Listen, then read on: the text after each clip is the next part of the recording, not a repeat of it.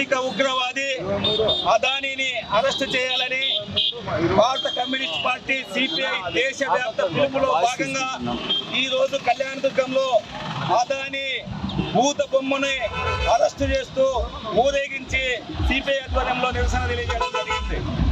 ఇవాళ Adani green energy పేరుతో దేశవ్యాప్తంగా 6,300 కోట్ల రూపాయలు పెట్టుబడులను సేకరించడం జరిగింది ప్రపంచవ్యాప్తంగా.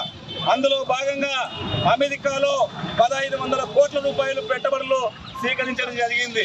ఫారిన్ యాక్ట్ ప్రకారం ఈరోజు అమెరికాలో ఈ రాష్ట్రంలో ఉన్నటువంటి 5 రాష్ట్రాల్లో మన అదానీ లంచాలు ఇచ్చారని, గత ముఖ్యమంత్రికి 1,750 కోట్ల రూపాయలు లంచం ఇచ్చి గ్రీన్ ఎనర్జీ ప్రాజెక్టు పేరుతో ఆ రోజు 1,00,000 కోట్ల రూపాయలు ప్రజాధనాన్ని లూటీ చేసే విధంగా ₹2.49 విద్యుత్ ఒప్పందాలు 25 సంవత్సరాలకు చేసుకున్నారు.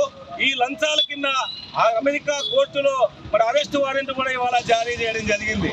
ఇదే విషయాన్ని ఇవాళ పార్లమెంట్లో ఎన్డీఏతో పాటు ప్రతిపక్ష పార్టీలన్నీ కూడా అదానీ పైన ఎంక్వైరీ చేయాలని, అదానీని తక్షణం అరెస్ట్ చేయాలని, అదానీ మోదీ ఏజెంట్గా వ్యవహరిస్తున్నారని మరి ఇవాళ చర్చకి పట్టబెడితే నరేంద్ర మోడీ, అమిత్ షా వాళ్ళ బండారం బయటపడుతుందని ఇవాళ అరెస్టు చేయకుండా తప్పించడానికి వాళ్ళ ప్రయత్నాలు కొనసాగుతూ ఉన్నాయి. మరి మీద కనుక అరెస్టు చేయకపోతే భారత కమ్యూనిస్ట్ పార్టీ సిపిఐ ఆధ్వర్యంలో నడి రోడ్డు పైన అదానీని ఊరేగిస్తామని, దీనికి అడ్డొస్తే నరేంద్ర మోడీ బీజేపీ ప్రభుత్వానికి ప్రజల పక్షాన మరి ప్రజల తరపున మీకు శిక్షించడానికి సిద్ధంగా ఉన్నామని